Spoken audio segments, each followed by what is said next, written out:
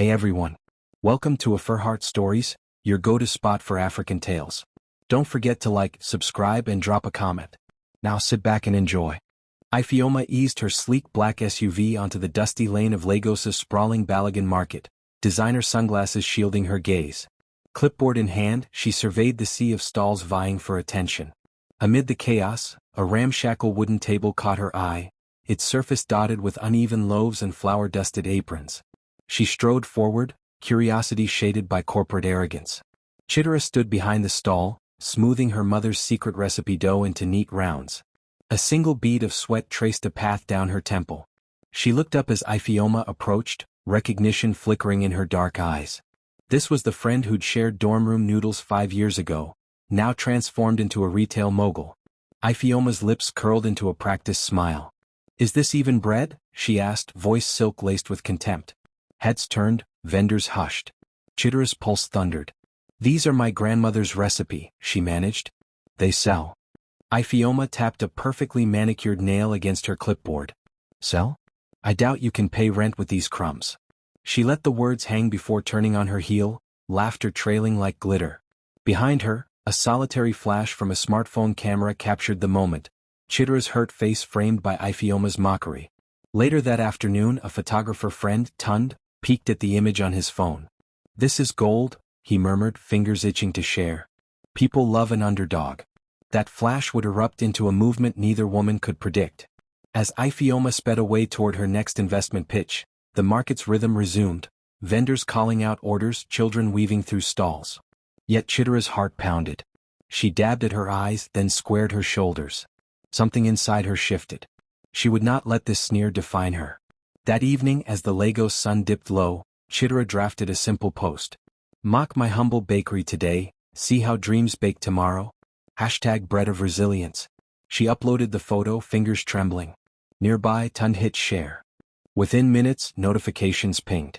For the first time in years, Chitara felt both exposed and alive. By dawn, Chitara's phone buzzed endlessly. She blinked at a cascade of notifications, shares, comments, messages of support. Under #bread of resilience, photos of Ifeoma's smug face circulated alongside Chitara's warm loaves. Views soared. Local influencers descended on the market, live-streaming beside her stall as orders doubled, then tripled. Ifeoma awoke in her glass-walled office to a storm of alerts. Colleagues sent memes mocking her disdain, clients questioned her character. She tried to post a diplomatic apology, but the comments section devoured it. "Better luck with those crumbs," one wrote.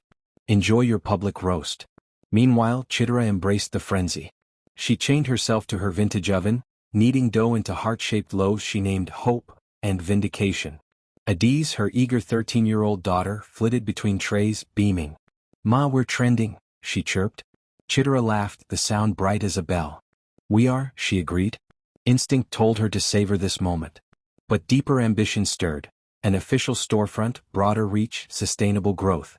That night, as city lights glittered, Chitara lay awake on a creaking cot behind the stall. She pictured rows of gleaming ovens, a bustling kitchen, her mother's recipe printed on polished packaging. The spark of possibility warmed her more surely than any oven. Morning brought a serpentine line of customers winding through the market. Chitara's stall, once easy to overlook, now bustled with hungry patrons. She and Adiz worked in practiced rhythm, measuring flour, checking yeast, slicing fresh baguettes. Adiz hummed a tune, her small hands confident. Across town, Ifeoma watched a live stream on her tablet. Recognition prickled her chest as memories of friendship, midnight study sessions, shared dreams, surfaced. This bakery's success threatened her polished image. She tapped a note, "Let's collaborate." Later, Chitara read the DM under a flickering bulb. She hesitated. Trust felt fragile. Yet the idea of scaling her dream tugged her forward. Tentatively, she replied, "Let's meet." They chose a quiet cafe's corner booth. Ifeoma arrived in tailored blazer, presentation folder in hand. "Joint venture," she declared, sliding contracts across the table. "Your recipes, my distribution." Chitara scanned clauses, naming rights skewed heavily toward Ifeoma. "I need creative control," she said evenly, though anxiety fluttered. Ifeoma's smile momentarily wavered, then returned in steel. "Fine," she conceded.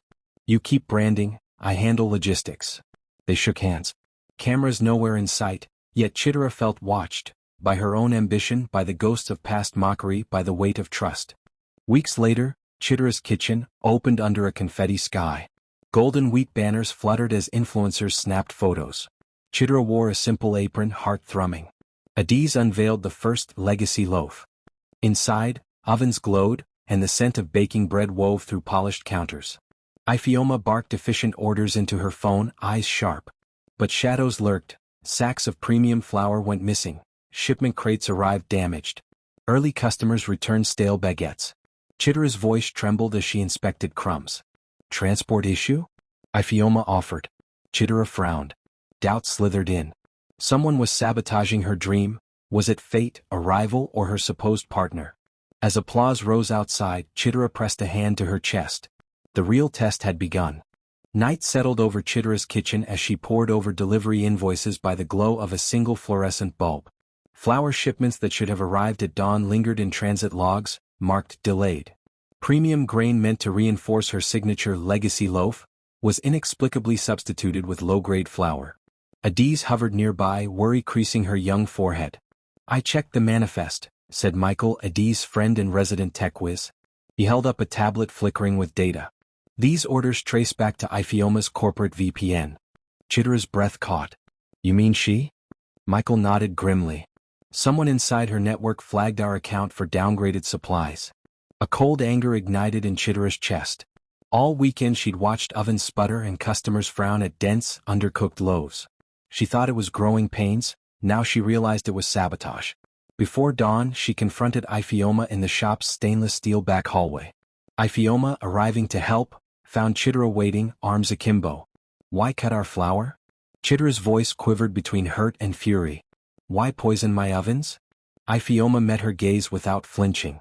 I needed to test your grit, she said, each word clipped.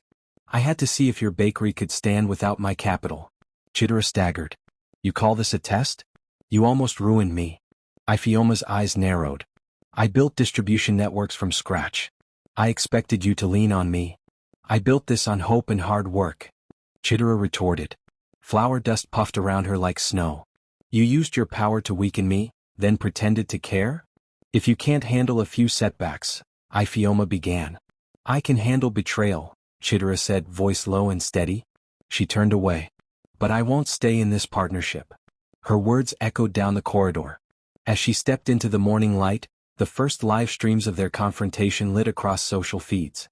By midday, the live stream of Chitara and Ifeoma's clash had racked up hundreds of thousands of views. Spectators watched in real time as Chitara's eyes filled with tears and Ifeoma's composure cracked. Comments scrolled, she's so brave. Corporate bully. I'm never buying from her. News outlets sniffed controversy. A regional sponsor withdrew funding, unwilling to appear tangled in scandal. Chitara's kitchen storefront, once a gleaming beacon, now wore a tarnished halo. Orders slowed to a trickle. Revenue alarms rang in Chitara's mind. Chitara returned to the market stall where her journey began. Under the open sky, surrounded by familiar corrugated roofs and neighbors' laughter, she felt both small and strangely free. Vendors offered buckets of sugar, spare eggs, even an old charcoal oven. Adiz perched on the wooden table, smoothing dough with determined focus. It's okay, Mama, Adiz whispered, eyes bright. We'll rebuild. Chitara inhaled the spicy air of the market. Fried plantains, pepper soup, fresh yams, and something warmed in her belly. She grabbed a handful of dough, kneaded fiercely, and set it to rise in the donated oven. The rhythmic press and fold recalled every triumphant moment that had gotten her here. Her mother's laughter, Tun's encouragement, the glow of every sold-out batch. That evening, Chitara posted a simple message. Back to where it started. Thank you for standing by me. Tomorrow we bake again, together. Under hashtag Bread of Resilience, supporters flooded her comments. We're with you. Your spirit inspires us. Renewed hope threaded through her heart. Word of Chitara's return to the market spread like wildfire. At dawn, a line of neighbors stretched past the next stall, some clutching cash, others bags of flour. Bakers, seamstresses, and students arrived with donated mixing bowls and smiling faces. Chitara climbed onto a wooden crate to address the crowd. Flour-dusted hand raised, she beamed. This bakery belongs to all of us. Cheering erupted. Volunteers formed assembly lines. One team measured flour, another shaped loaves, a third managed cash boxes. Adiz narrated a live tutorial on her phone, guiding viewers through simple baking steps, and viewers sent money to keep the ovens fired. Even rival bakers pitched in. Miriam from the spice stall contributed special chili flakes for a new market heat bread. Old friends from university arrived with jars of locally milled millet for experimental loaves. By midday the rebuilt stall hummed with warmth and laughter. Steam rose from freshly baked rounds lined on wooden planks. Market-goers stopped to film, praising Chittera's resilience. "This is what community looks like," one vendor said, eyes misty. That afternoon, Ifeoma watched from the corporate tower, remorse and admiration tangled in her chest. She drafted a text to Chittera, an apology and an offer to help rebuild. But she hesitated, unsure if her presence would heal or harm. Just as Chittera savored the market's solidarity, a sleek black sedan rolled up. Representatives from Golden Crust, Nigeria's largest bakery chain, stepped out, crisp suits gleaming. They presented Chittera with a glossy proposal. A multimillion naira acquisition to franchise her brand nationwide, steady royalties, upscale kitchens and a marketing machine behind her. Chittera clutched the binder, palms sweaty. That night, Adiz urged, "Mama, think of what this could do, scholarships, global reach." Vendors cautioned, "Don't let them swallow your soul." Torn between financial security and preserving authenticity, Chittera wandered through the dim market lanes under a canopy of humming neon signs. At a silent bench, she replayed her journey, the first humiliating sneer, the viral uprising, the sabotage's sting, and the market's unwavering support. She realized her bakery had become more than a business, it was a symbol of collective hope. With Golden Crust's deadline looming, Chittera felt the weight of every decision. Headlines buzzed, "Local hero to BCO? Will she sell out?" The pressure sickened her. Meanwhile, an anonymous tip led a food safety inspector to her rebuilt stall. He cited minor infractions, dusty bins, misplaced thermometers, and slapped a temporary closure. Rallying her community, Chittera organized a midnight overhaul. Volunteers scrubbed counters, recalibrated equipment and rehearsed safety protocols. When the inspector returned at dawn, he found a spotless stall and beaming bakers. He lifted the closure with an approving nod. As sunlight filtered through the corrugated roof, Chittera realized that authenticity and integrity, her true ingredients, could weather any storm. The ovens roared back to life and with them her unwavering resolve. Chittera returned to her original market stall at dawn, the place where her journey had begun. Vendors arrived with buckets of sugar, crates of ripe plantains, even an old charcoal oven that once belonged to a retiring baker. Adiz, her daughter, bounded over and wrapped her arms around her mother's legs. "We did it, Mama," she said softly, eyes shining. Chittera knelt and hugged her daughter, heart swelling with gratitude. By mid-morning, a makeshift team of volunteers had assembled. Miriam the spice vendor brought fragrant pepper blends. Tun delivered stands for cooling racks. Mrs. Allowale, who sold eggs nearby, donated 2 full baskets. The rhythm of the market pulsed around them, calls of fresh bread and bean cakes, mixing with laughter. Chittera climbed onto an upturned crate to address the crowd. "This stall belongs to all of us," she announced, voice ringing. "Your kindness has revived more than ovens, it has revived my spirit." The community erupted in cheers. Flour-dusted hands formed an assembly line. One group measured and sifted flour, another kneaded dough, a third shaped loaves and placed them in the charcoal oven. Adiz narrated a live tutorial for online supporters, explaining each step in her warm, confident tone. "See how we fold the dough," she said, her small fingers demonstrating the motion. Views soared into the tens of thousands, donations landing in a crowdfunding pot that would fund new equipment. As loaves baked to a golden hue, the scent of fresh bread drifted across the market. Curious shoppers lined up, coins in hand, eager for a taste of resilience. Every sale carried a story. One woman remembered Chittera's kindness during her illness. A young student recounted how Chittera had given her free loaves when money was tight. Each thank you left Chittera's cheeks wet with happy tears. In the afternoon sun, Ifeoma watched the live stream from her corporate office, guilt and admiration warring within her. She drafted a message, an apology and an offer to help rebuild, but hesitated, fearing her presence might derail the renewed solidarity. Finally she hit send. Within minutes, Chittera's phone buzzed. She read the note. "I'm sorry for my betrayal. Please let me help." Chittera paused, flour on her hands and considered. Forgiveness felt risky, yet her heart remembered the friend who once believed in her dreams. She tapped back, "Meet me at the stall at sunset." As evening settled, the charcoal embers glowed and the last loaves slid from the oven. Vendors gathered to share a communal meal: warm bread, peppered akara, and sweet palm wine. Laughter and conversation flowed, weaving a tapestry of unity. In the center, Chitara and Adiz stood hand in hand, eyes bright with hope. The market had given back far more than ingredients. It had offered a second chance. The orange glow of sunset bathed the market in warmth as Ifeoma approached Chitara's stall. Her tailored blazer felt out of place among corrugated roofs and wooden tables. Chitara stood behind the counter, apron dusted with flour, arms crossed but shoulders relaxed. Adiz sat nearby, polishing loaves for display. Quiet flickered between the two women, an unspoken ledger of hurt and history. Ifeoma cleared her throat. "Thank you for seeing me," she began, eyes downcast. She held out a simple glass bowl filled with dough, her attempt at reconciliation. "I made this myself." Chitara's gaze softened. Memories surfaced, late-night study sessions fueled by Chitara's baked goods, laughter in cramped dorm rooms. She inhaled the yeasty scent of that humble offering. "You didn't have to," she said. "I sabotaged you," Ifeoma confessed, voice breaking. "I thought testing your resolve would make our partnership stronger. Instead, I nearly destroyed everything you built." Chitara nodded, remembering the taste of betrayal, the dense loaves, the cancelled orders. Yet she sensed genuine remorse. "Your resources helped rebuild faster," she admitted. "Even during the sabotage, you financed extra flour shipments." Ifeoma blinked, surprised. I did? I thought I was punishing you." "You were punishing yourself," Chitara replied gently. "You were afraid of being overshadowed by my success." Silence settled, then Ifeoma reached forward and placed the dough bowl on the counter. "Teach me," she said. "Teach me to knead, to bake, to understand this work." Chitara's lips curved into a tentative smile.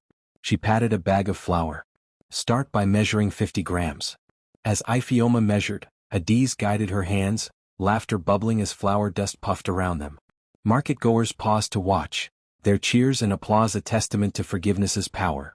A street photographer captured the moment, corporate titan and humble baker kneading side by side. That image would later crop up under #ForgivenessRising, inspiring thousands. When the final loaf emerged golden and crisp, Ifeoma tasted it reverently. Her eyes shimmered. "It's perfect," she whispered. Chitara draped an arm around her shoulders. "It's a start." Under the warm glow of string lights, they shared the loaf with the market community, each slice a symbol of reconciliation and renewed purpose. Buoyed by their reconciliation, Chitara and Ifeoma reopened the storefront under a new banner, Chitara's Kitchen, born of resilience. The sign fluttered above polished countertops and streamlined ovens. Yet inside, the heart remained communal. Weekend workshops invited neighbors to learn baking basics. Students received internships managing social media. Neighboring stalls displayed handmade goods. On opening morning, a crowd gathered, vendors and customers alike, offering fresh flowers and homemade jams to grace the shelves. Chitara addressed them from behind a podium fashioned from spindly market crates. "This kitchen is yours as much as mine," she declared. "Together we bake hope." Local news teams arrived, filming segments on the renewed partnership. On camera, Ifeoma spoke passionately, "Corporate success means little without community. This is what true collaboration looks like." Chitara smiled beside her, nodding.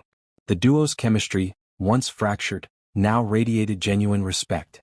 Throughout the day the kitchen hummed. Workshops on sourdough techniques filled the afternoon. An elder artisan demonstrated grinding grains by hand. Children from nearby schools pressed their tiny fingers into soft dough, giggling at sticky palms. Golden Crust CEO, invited to attend, observed from a corner, notebook in hand. When a young baker asked about franchise opportunities, Chitara answered firmly, "This brand stays local. Our growth will be measured in lives touched, not outlets opened." As sunset neared, the kitchen hosted a panel on women's entrepreneurship. Bankers and bakers sat together, sharing strategies for sustainable finance. Adiz moderated, her confidence glowing. Viewers tuned in live, sending messages of admiration. By nightfall, donations had poured in to fund new community programs, free Sunday classes and microgrants for aspiring artisans. That evening, Chitara and Ifeoma walked home through the silent market lanes. "We did it," Ifeoma said, her tone awed. Chitara smiled. "Together." Their partnership, once fragile, now stood as proof that unity, tempered by humility and accountability, could bake lasting change. A fierce downpour swept through Lagos overnight, rain hammering tin roofs and turning dirt lanes into rivulets. At dawn, Chitara rushed to the market stall to find the lower section submerged, ovens half immersed in muddy water. The storefront's raised floor had kept the ovens dry, but the storage room flooded and supplies floated in murky pools. Panic fluttered in Chitara's chest, but no tears followed. Within minutes, vendors appeared bearing brooms, buckets, and prayers. Miriam the spice vendor led the charge, sloshing water from behind the counter. Tund organized a human chain to pass salvageable ingredients up to dry ground. A local NGO arrived with sacks of rice and clean water to fortify the volunteers. Adiz joined barefoot in ankle-deep water, stuffing sandbags around ovens. Ifeoma, sensing urgency, reached out to corporate contacts. Within hours, a truck arrived with portable generators, dehumidifiers, and pallets of fresh flour and yeast. Even Golden Crust CO donated sealed crates of premium grain, acknowledging that adversity should unite rather than divide. By midday, the floodwaters had receded, leaving thick silt in their wake. Chitara rolled up her sleeves and scrubbed the floor alongside volunteers. Customers watched in awe, some returning with sacks of charcoal and bags of sugar to help replenish stock. Market stalls that once competed now coalesced into a single team. That evening, as the sun set over puddled lanes, Chitara lit a single lantern atop her stall's counter. Under its warm glow, she addressed the crowd, "When life floods us, we rise together. This bakery stands not on bricks or ovens but on community." A spontaneous round of applause broke out, cutting through the humid air. Adiz released a dozen colorful balloons into the twilight, each tied to a ribbon thanking donors by name. In the distance, the skyline shimmered, the market's resilience a beacon of hope. With the market restored, Chitara's kitchen entered a new growth phase. They launched a mobile bakery van, the Loaf on Wheels, to serve underserved neighborhoods. At dawn, Adiz climbed into the driver's seat for her first official run. Chitara handed her a basket of fresh baguettes. "Remember our promise?" she asked. Adiz nodded, eyes bright. Bread and hope for all. The van wove through narrow alleys and busy streets. At each stop, slum courtyards, school gates, community centers, residents lined up, eager for warm loaves. Adiz collected small donations. Any extra funds went into the community oven fund, financing baker training sessions. Back at the kitchen, Ifeoma finalized plans for a vocational scholarship named after Chitara's mother. University representatives signed on to offer culinary courses. News cameras captured the scholarship ceremony, proud awardees in crisp chef coats, each receiving tools and textbooks. Online, the YouTube series From Market to Mobile amassed millions of views. Viewers around Africa shared stories of starting their own ventures, inspired by Chitara's journey. Profits from ad revenue funneled back into microgrants for local artisans. That afternoon, Chitara surveyed the bustling kitchen. Ovens humming, apprentices kneading dough, shelves stocked with grain and sugar. She placed her hand on a photograph pinned to the wall, her mother smiling beside her first market stall. Adiz slipped her arm around her waist. "Look how far we've come," she whispered. Chitara smiled, tears of joy shining. "And we're just getting started." Together, they stepped into the warm glow of ovens and possibility, knowing that every loaf carried not just sustenance, but the seeds of transformation. As the morning sun rose over Lagos, Golden Crust's boardroom buzzed with tension. Charts displayed plummeting sentiment scores for Chitara's kitchen. Bots and fake accounts had unleashed a torrent of health hazard rumors. Back at the market stall, Chitara scrolled through her phone, jaw clenched. "They've mobilized trolls," she said. Flour smudged her fingers as she tapped. "Every post about us is buried under lies." Ifeoma stepped forward, wiping sweat from her brow. "We can't let them win. Let's expose the truth." They enlisted Emeka Bakeman Ogunlai, a popular baking influencer, to host a live kitchen transparency stream. Cameras traced the gleaming stainless steel ovens and tiled floors. Bakeman dipped a gloved finger into dough and tasted it on air. "Fresh, pure, and properly tested," he declared.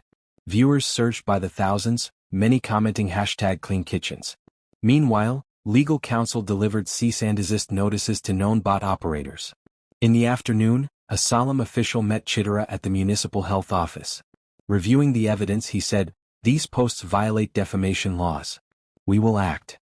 Relief washed over Chitara's face. Back at the stall, volunteers handed out truth loaves, small rolls packaged with information cards, "How we bake," detailing processes and hygiene protocols. Adiz, perched on a crate, narrated to the camera, See our water filters here? Our grain comes from trusted mills. A local radio host phoned in during peak hours. Host: Chitara, why face this storm? Chitara: because trust is more precious than profit. We bake hope, and hope demands honesty. By dusk the narrative had flipped. Golden Crust issued a public apology.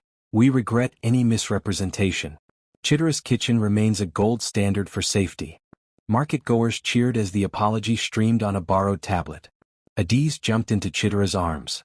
We did it, Mama. Chitara hugged her daughter tight. This triumph belongs to every hand that rose dough, every voice that spoke truth. Under the flicker of string lights, the market hummed with renewed energy. Chitara realized that integrity, fortified by community solidarity, could weather even the fiercest manufactured storm. 2 weeks later, Chitara prepared for a live YouTube Q&A in the refurbished storefront. The seating area filled with eager bakers and lights glowed warm. As questions flowed, about recipes, business strategies, and resilience, Chitara answered with her trademark grace. Mid-answer, a wave of dizziness washed over her. Words slurred, vision tunneled, and she swayed. Adiz, seated beside her, jumped up. Mama? Ifeoma leapt forward. Get her water, she snapped. A volunteer pressed a bottle into Chitara's trembling hand. Sweat beaded on Chitara's brow. Seconds later she collapsed into Ifeoma's arms. Gasps rippled through the audience. The livestream camera wavered before cutting to black. Moments later, Adiz and Ifeoma rushed Chitara to a nearby clinic. Nurses guided them into a cool examination room. One nurse whispered to another, exhaustion, nutritional imbalance. In hushed tones a doctor explained, she's been working non-stop, skipping meals and rest. She needs at least 2 weeks off. Outside, volunteers and customers learned of Chitara's collapse via social media. Compassion flooded in, donated meals, fruit baskets and blankets arrived at the clinic door. A crowdfunding campaign raised emergency medical funds in hours. That evening Ifeoma texted Chitara's phone. Rest now. We've got the kitchen covered. Adiz, perched on the clinic bed, held her mother's hand. We baked hope so many times, Mama, now let us bake rest for you. Chitara drifted into a grateful sleep, realizing that even the strongest hearts need care. Her kitchen would run, as Ifeoma and volunteers had promised, but her spirit and her body needed healing before the next rise. A month later, Chitara awoke to bright Lego sunlight streaming through the clinic window. Nurses in crisp uniforms presented her with a small loaf. From all of us, said Sister Funk, smiling. Chitara tore off a piece, tasting warmth and gratitude. Determined to honor those who cared for her, Chitara organized Healing Hands Bake, a community event for healthcare workers and caregivers. Invitations went out: mothers of the wounded, nurses, doctors, volunteers. Adiz managed the guest list with Ifeoma's logistical help. On the day, the storefront transformed into a vibrant workshop. Long tables groaned under bowls of flour, sugar, and ribbons of dough. Healthcare workers in scrubs and lab coats lined up to knead alongside Chitara. Mr. Abayadin, a veteran surgeon, laughed as he dusted his hands. I've stitched hearts, now I'll bake them. Chitara guided a young orderly named Aisha through shaping dough into hearts. This one's for your patients, she said softly. Aisha nodded, eyes glistening. Volunteers arranged freshly baked loaves into a mosaic pattern on a giant table, heart shapes forming one enormous heart. Drone cameras hovered overhead, capturing the image in soaring shots. Social feeds lit up. #HealingHandsBake trended nationwide. In a corner, Ifeoma gifted trays of rolls to a group of retired caregivers. You saved lives, this is for you, she said, her tone sincere. As the sun dipped low, Chitara stepped to a makeshift podium. Thank you for nurturing me when I faltered, she began, voice clear. Today we bake not just for taste but for healing. Applause rippled through the crowd. By nightfall, leftover loaves were delivered to nearby hospice centers. Radio stations featured stories of the event, prompting calls for similar initiatives in other cities. As they locked up, Chitara and Ifeoma surveyed the empty tables. This felt right, Ifeoma said quietly. Chitara smiled. Bread can heal more than hunger, it can heal hearts. Weeks later, a parcel arrived from Calabar, an old wooden box bound in twine. Chitara's hands trembled as she untied it. Inside lay yellowed letters and handwritten recipe cards in her late mother's flowing script. Adiz peered over her shoulder. What's it say? Chitara unfolded the first letter. My dearest Chitara, if you're reading this, know that our family's work began long before a market stall. Tears pricked Chitra's eyes as she read on. Her mother had secretly baked loaves under moonlight for women's shelters, teaching survivors to earn income and rebuild lives. Each letter detailed flour mixtures, baking schedules, and heartfelt affirmations of dignity. Later, Chitra shared the story in a live stream. "My mother's recipe was her gift to those in need," she told viewers. "Now, her hidden legacy will guide our next step." Inspired, Chitra announced the Mother's Legacy Scholarship, a program funding culinary training for survivors of abuse and hardship. Applications poured in from across Nigeria. Sponsors pledged equipment, mentorship, and legal support for graduates. Adiz arranged the letters on a display board at the storefront. "She was a hero," Adiz whispered. Chitra nodded, voice thick. "And now we'll honor her by sharing her secret ingredient, love." As twilight settled, dozens of hopeful applicants lined the sidewalk, clutching forms and letters of recommendation. Chitra watched them, heart full. Her mother's anonymous generosity had sown the seeds. Now, a new generation would rise on that fertile ground. On a bright Saturday morning, Chitra's kitchen buzzed with anticipation. The first cohort of Mother's Legacy scholars gathered in crisp chef jackets and embroidered aprons. Local dignitaries, sponsors, and media filled the seating area. A live stream circled the globe. Chitra stepped to the podium, eyes shining. "Today we celebrate more than graduation," she began. "We celebrate resilience, compassion, and the power of community." She gestured to Adiz, who unveiled a bronze plaque inscribed, "In honor of Grace Amadi, Mother, Baker, Unsung Hero." A hush fell before applause erupted. Each scholar received a certificate, a starter toolkit, and a small loaf stamped with their name.